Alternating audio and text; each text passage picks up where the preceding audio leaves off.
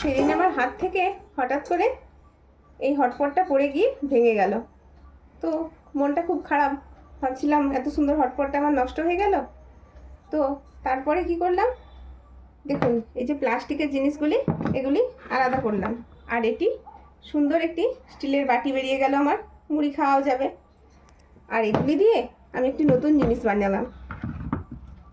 এগুলি একটু করে লোহার রড গরম করে উনুনে ছানা করে নিলাম, তারপর এটি এর উপরে দিয়ে ঢাকনাটা এঁটে দিলাম।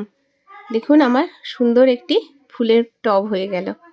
আর আমার আগের থেকে মাটি আর গাছ রেডি করা ছিল, সেটি ওর ওপর দিয়ে আমি একটি গাছ লাগিয়ে দিলাম।